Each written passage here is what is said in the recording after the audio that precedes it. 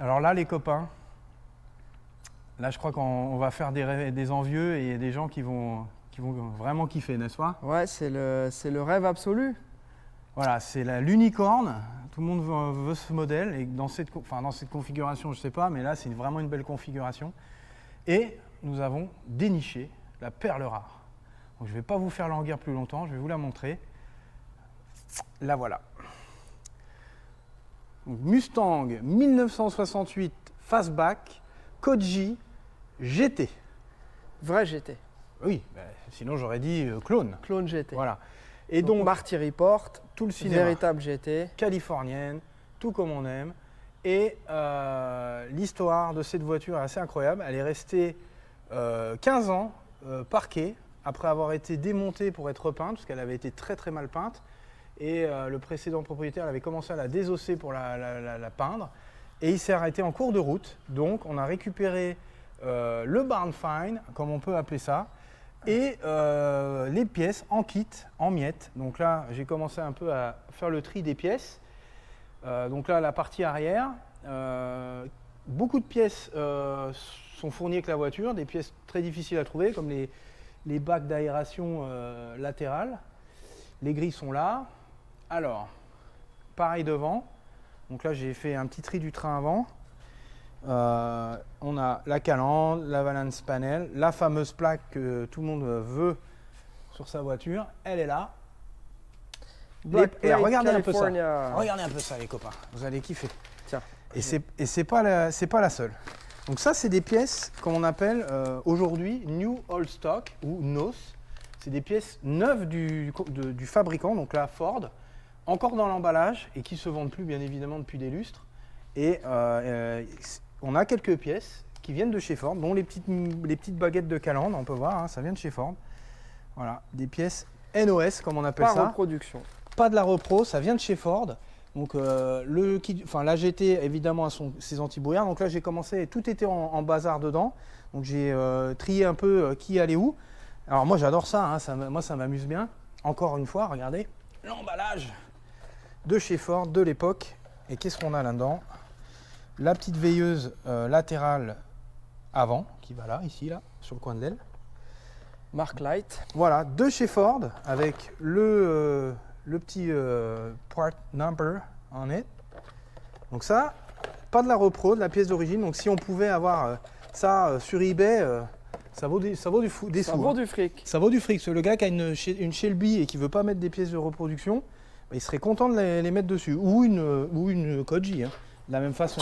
Donc là, pareil, on a les cuvelages de phare neufs de chez Ford, avec le numéro de pièce Ford ici, les cerclages neufs vendus avec, et les petits kits ressorts hardware de chez Ford. Ça, c'est super cool. Franchement, j'étais content. Quand j'ai déballé tout ça, c'était comme la chasse au trésor. Ce côté-là, malheureusement, ce n'est pas une pièce de chez Ford. C'est une pièce de reproduction, le deuxième Mark Light. Mais bon, c'est avec, c'est neuf. Voilà. Alors, on ne peut pas tout avoir en New Old Stock, hein, les amis, sinon... Et là, sinon, il y a la pièce d'origine que j'ai retrouvée. Donc ça, c'est pour la partie avant. Les pare-chocs sont ceux d'origine qui ont été rechromés, donc bonne affaire. Puis là, c'est la caverne d'Alibaba. Donc toutes les pièces, je les ai, donc là encore de la pièce Ford, les serrures. Là, on a encore de la pièce Ford. On a le petit soufflet de direction assistée de vérin. On a les petites bananes latérales chromées de chez Ford. On a le petit logo GT qui manquait sur le petit hubcap que j'ai retrouvé. Donc j'ai vraiment tout trié. Je ne vais pas passer en revue toutes les pièces, parce que là, on a quasi fait le tour, et puis là, après, c'est un peu du tout venant. Mais la voiture est vraiment solide, vraiment cool. Et on va lui faire une petite remise en route. Donc on va faire une petite série de plusieurs petites vidéos où je vais vous expliquer comment on remet une voiture en route. Donc tu peux filmer le moteur. Voilà, ça fait 15 ans qu'il n'a pas tourné, il n'a pas démarré depuis 15 ans. Donc on va pas juste mettre une batterie et essayer de la démarrer. Hein. Il y a une petite procédure pour améliorer et pas prendre beaucoup moins de risques afin de la mettre en route. Et la première chose que je vais faire, je vais démonter le carburateur pour lui offrir une deuxième jeunesse, parce que dedans, à mon avis, ça doit être abominable. Parce que j'ai regardé dans le réservoir avec mon endoscope, il y a ça de goudron au fond du réservoir, de goût collante. Ouais. Donc le réservoir est sur la route, on va le changer directement. Mettre réservoir neuf, carburateur, on va le démonter entièrement, nettoyer à l'ultrason, nouveau joint et tout. Après, on va primer on va vidanger l'huile, bien évidemment. On va primer le circuit d'huile pour que l'huile monte en pression avant le démarrage. On va mettre un petit peu de lubrifiant dans les cylindres. On va tourner le moteur à la main gentiment pour que tout ça se mette en place gentiment. Et puis après, on va lui mettre une batterie, de l'huile fraîche, du liquide de refroidissement, et puis on va essayer de la démarrer. Des bougies? Oui, évidemment, je vais les enlever, donc on va les changer. Voilà. Et voilà. Et du coup, j'ai fait ma petite checklist. Et ça, on va vous montrer étape par étape comment le faire. Comme ça, si un jour vous achetez une voiture dans une grange, eh ben, vous aurez juste à aller reprendre nos vidéos pour voir comment on fait. Quel que soit le modèle. Donc là, j'ai parce tout qu'après, noté, il y a plein de choses. Voilà, réservoir, jauge à carburant. Spécifique à la Exactement, Mustang, ça marche entendu. pour toutes les voitures. C'est le même cinéma pour toutes les voitures. Donc réservoir, première chose que j'ai regardé, il est raide. Il y a une goût, il y a du pétrole dedans. Donc une jauge neuve, tant qu'on y est. Les bougies, les fils, je vais les changer parce qu'ils sont tout cassants. De l'huile, un filtre, du liquide de refroidissement, la reconstruction du carburateur, une batterie, le filtre à air est manquant, donc on va lui en mettre un truc sympa. Et puis tout le reste à l'avenant. Puis ça, c'est toutes les petites pièces qui manquent pour pouvoir la compléter, la repeindre et la finir. Voilà. Super. Ben voilà cette Koji Fastback avec ses jantes. Alors elles ont été chromées. C'est quand même fort ça, parce que d'origine elles n'étaient pas chromées ces jantes-là. En tout cas toute la partie centrale.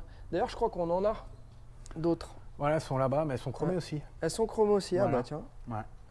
Je crois que ça s'appelle les Argent Wheels, celle-ci.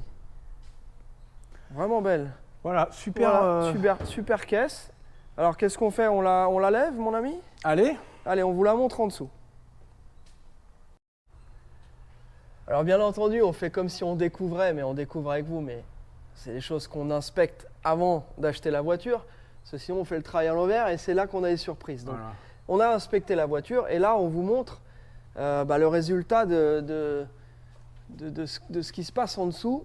Alors Alex, toujours Alors comme toujours, ce qu'on aime bien, hein, ça. Voilà, les petites, bon là c'est là il a un peu ouvert, il a dû manger un trottoir ou un truc, mais il y a encore la petite évacuation en plastique, donc toujours pas de rouille, pas de problème, les longerons ici près des butées qu'on peut voir là, pas de traces de choc, pas de traces de boursouflure, parce qu'à savoir que c'est toujours ici, près d'un choc arrière, que le longeron vient plier. C'est un peu le point fusible, et souvent là il y a bon, ça l'empêche pas de rouler, mais ça prouve que la voiture a pris un choc arrière.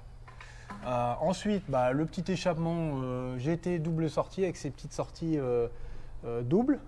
Donc ça, c'est l'équipement d'origine. Bon, les lames ont connu des jours meilleurs, hein, je pense qu'elles vont devoir être changées.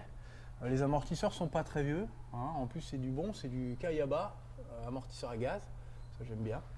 Moi, j'aime bien. Et puis, le reste à l'avenant, comme on aime. Le soubassement de rêve. Ça, c'est ce que tout fan de Mustang rêve la nuit. Je veux trouver une Mustang avec des soubassements comme ça, donc toujours la même histoire, la petite cataforèse, les gougouttes comme Charlie les appelle affectueusement. Et là pareil, les caissons de longeron, parfait, même pas un coup de cric, rien du tout, les planchers, rien à dire, comme on aime. Voilà, franchement là quand on trouve ce genre de produit, on est content, n'est-ce pas? Ouais, et d'après le vendeur qui s'appelle Jesse, qui est super cool, il nous a dit donc la voiture appartenait à son frère. Elle a été immobilisée pendant 15 ans, mais avant ça, elle était déjà immobilisée, cette voiture. Donc ça veut dire qu'il y a des chances qu'elle ait son mileage d'origine, et on retrouve aussi, sur la structure de la voiture, on voit que c'est une voiture qui n'a pas parcouru non plus des centaines de milliers de kilomètres, parce que tout est vraiment impeccable. Donc là, kit frein à disque, tout ce qui est suspension, ça a déjà été travaillé. On voit un triangle, amortisseur, les ressorts. Tout ça, ça a déjà été fait. Les bras inférieurs, alors, ça a été fait il y a des années. C'est pas tout neuf d'hier, mais ça a été fait. Hein, les petites caoutchouc de barres stabilisatrices, les petites biellettes, même les fameux strut rod bushing, bah, là, on voit bien que c'est neuf. Donc la traverse, tout est nickel. Là, on peut voir encore les petites marques de peinture d'usine, comme dont on parle assez souvent. Donc là, écrit quoi, PLS? PLS, voilà. C'est quand tu vois la voiture, tu es en PLS. Donc voilà, super modèle, le truc ultime dont tout le monde rêve. Donc là, le passage de roue, rien à dire. Bon, c'est sale, c'est vieux, hein, c'est une vieille auto, hein, ça ne va pas être une Mercedes neuve. Donc là, le bac à batterie a été changé. Hein, on va quand même dire la vérité, parce qu'on montre les bons trucs, mais bon, c'est pas un mauvais truc, mais on voit que le bac à batterie, il a été changé. Parce que la raison, batterie acide, rouillée ici. Donc là, la joudelle a été changée certainement à cause de la batterie. T'imagines surtout s'ils ont laissé la voiture stockée pendant des années. Un peu ça, les longerons avant, encore la rouge. batterie, elle a dû se répandre. Longeron rouge. Moi, j'aime le longeron rouge. Le longeron rouge. The red frame rail. Donc voilà, super petite voiture, super saine, super clean. Et on va suivre cette aventure de remise en route au prochain épisode, n'est-ce pas, Charlie? Exactement. Et donc cette voiture-là, elle va partir directement chez Jeff. Donc après la remise en route, elle part dans le bateau avec ses petites copines, direction Socal Franchise France à Bouboule. Voilà, le nouveau gimmick. Hein, tu crois que ça te plaît, toi, Bouboule? Ouais. Hein, vous nous dites en commentaire. Mais non, mais Boulazac. Je pense que... Hein, c'est comme les gougouttes. Ouais, les Bouboule. Ouais, bon. Eh ben, dites-nous en commentaire si vous avez un autre surnom pour Socal Franchise France, parce que c'est long de le dire. Voilà. Et on ne veut pas vous rabattre les oreilles avec ça. Socal Franchise France, Socal Franchise France. Bouboule, Boulazac, Jeff, Pauline, Romuald, toute l'équipe. Voilà. Allez, il faut la remettre en route maintenant. Dépose du carburateur. Donc déjà, je commence par enlever la durite d'essence. Et regarde un peu ça, c'est une relique, c'est une momie la durite d'essence. Regarde bien. Regarde. Ah ouais. La momie, quoi. T'as vu ça? Le caoutchouc est carrément devenu sec, mais il est dur comme du bois. Donc là, les durites de carburant, évidemment, les copains, seront à remplacer. Donc je démonte le carbu et je vais m'en occuper. On commence par ça. Ça, c'est une denrée rare. Carbu Autolite 4 corps, donc de Koji, c'est son carbu original, avec la petite plaque de laiton avec son numéro de série, de la Fomoco. Donc ça, on va le garder, on va pas mettre un carbu Edelbrock ou aftermarket. Si on peut le sauver, on le sauve, parce que je trouve ça cool qu'elle ait toujours son petit carburateur d'origine Fomoco. Donc évidemment, le truc, il n'a pas tourné depuis 15 ans, donc il doit être bouché. Les papillons s'ouvrent à peine, j'arrive à peine à aller, c'est super dur. Donc nettoyage ultrason complet, nouveau joint, tout le cinéma pour lui redonner une petite jeunesse. Donc ça, c'est la première étape. Et après, on changera le réservoir et les durites de carburant. Voilà, comme neuf. Regardez un peu. Un beau petit carbu Fomoco Autolite, tout neuf, 4 corps, tout refait, tout bibiche. Alors cette fois, les papillons, ils veulent bien s'ouvrir. Ah bah oui, là, ça y est, c'est bon. Hein, c'est tout refait à neuf. Donc il a nécessité beaucoup de travail. Et là, on peut voir, c'est nickel, comme neuf. Un beau carbu. Bibiche. Alors sinon, au rayon de la voiture, depuis que tu as continué un peu à bosser dessus, est-ce qu'il y a des surprises? Alors, on a avancé gentiment, on a changé le réservoir. Hein, le réservoir était plein de cochonneries, donc on a mis un neuf. Changer la jauge, hein, évidemment, on n'allait pas remettre la vieille. Voilà. Bien sûr. Les petites shackles de lame étaient shot, donc on a mis des petites shackles de lame aussi neufs. Voilà. Qu'est-ce qu'on a d'autre comme surprise? Ah bah oui, on a une belle petite surprise. Hein. Donc, ah, il faut que je parle dans le micro, sinon. Ouais. Donc, j'ai voulu enlever l'allumeur. Et elle m'a fait une petite blague, donc j'ai voulu enlever l'allumeur pour amorcer le circuit d'huile. J'avais mis l'huile, j'avais tout bien fait. J'étais prêt à un peu tourner le moteur et tout pour le faire fonctionner. Quand j'ai tiré sur l'allumeur, la tige de pompe dans le carter. Donc voilà. Ok. Voilà, donc du coup j'ai démonté le carter pour récupérer la tige de pompe qui était tombée dedans. Et on peut voir, il y a une sacrée croûte dégueulasse. Donc je serais presque d'avis de dire, pour une remise en route, il faudrait pratiquement tomber le carter directement pour bien le nettoyer. Ouais. Ouais, je serais presque d'avis. Ouais, quand on voit l'huile qui a coulé là, elle était noire, c'était du pétrole. Donc bon, bah, au final c'est une bonne chose. C'est plutôt une bonne chose. Donc on va remonter ça gentiment, on va nettoyer parce que là le plan de joint, le joint en liège, il s'est désagrégé. Ah, il s'est pas désagrégé, il s'est comment on dit, comme les dinosaures là. Fossilisé. Voilà, fossilisé sur le bloc. Okay. J'ai commencé à gratouiller, mais pas facile. Donc on voit hein, le moteur, bon il a certainement pas. S'il a été refait, c'est il y a très longtemps, hein, parce que c'est quand même assez noir là-dedans, c'est pas tout frais. Hein. Je pense pas que le moteur ait été refait. Là je vois les jupes de piston, il n'y a pas de grosses rayures. J'ai regardé un peu, je ne l'ai pas tourné encore. J'attendais de faire monter la pression d'huile avant de le tourner. Pour qu'il y ait de l'huile dans les coussinets, qu'il y ait de l'huile dans les partout, qu'il soit bien lubrifié avant de le faire tourner. Donc bon, voilà, encore une petite. J'ai changé la pompe à carburant, tu peux voir. Et puis j'ai monté un petit filtre aussi. Ouais. Si jamais il reste des petites cochonneries. Et puis voilà, après il restera les courroies, les bougies, les fils. Voilà. Puis après on va essayer de mettre de l'essence et puis on va essayer de la démarrer. Ok, bon, on sera là avec la caméra. Bah voilà. Hein, à suivre. Exactement.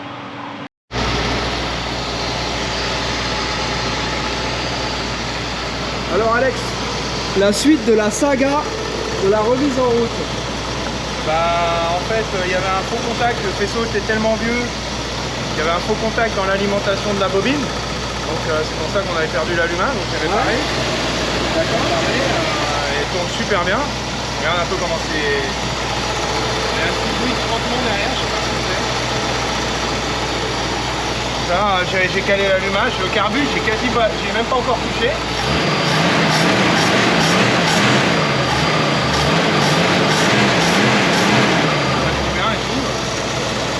Voilà, c'est remis en route. Bien. Donc là, tu es en train de refaire le niveau d'huile. De boîte, ouais. De boîte. On va voir ce qu'il va nous réserver comme surprise. Alors ça fume un peu. J'avais mis des liquides de frein dans les chambres de combustion et j'ai fait tourner le moteur pour lubrifier avant de la démarrer. Donc là, il faut que tout ça, ça brûle maintenant. Ouais. Normal.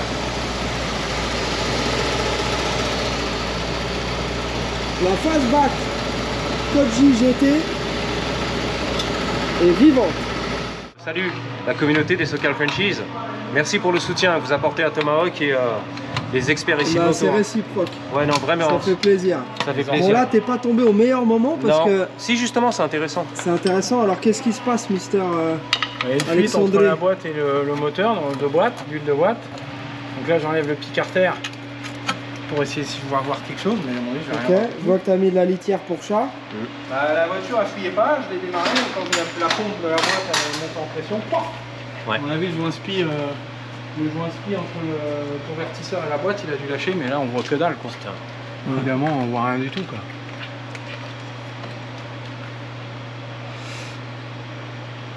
Ouais. C'est une drôle d'affaire. Là, on peut aussi regarder. Ouais, bah ça, après, ça s'est pris dans le volant, là, et puis ça a joué partout. Wow. Et ça, tu venais de refaire hein, ici. Ouais, le joint de boîte. Tout ouais. neuf avec Là, la joint de boîte. tout, ouais. Là, carter neuf aussi. Wow. Tout nettoyé, joint neuf et tout. Bon, ça au moins, la bonne nouvelle, c'est que ça fuit pas. Il a mis une pompe à essence neuve aussi, filtre à huile. Là, la boîte, donc, c'est un vrai problème, là. Ça, c'est un vrai problème. donc là, c'est-à-dire qu'il faut la descendre. Bah ouais, là, va falloir tomber la boîte. Va falloir tomber la boîte et va falloir comprendre pourquoi. Waouh. Ouais, c'est pas cool. Non. Ok, alors là, normalement, je devrais mettre un petit jingle. De quoi? Non. Il n'y a pas un petit jingle oh, let me see this shit. Oh yeah yeah. Attends, on la refait take two.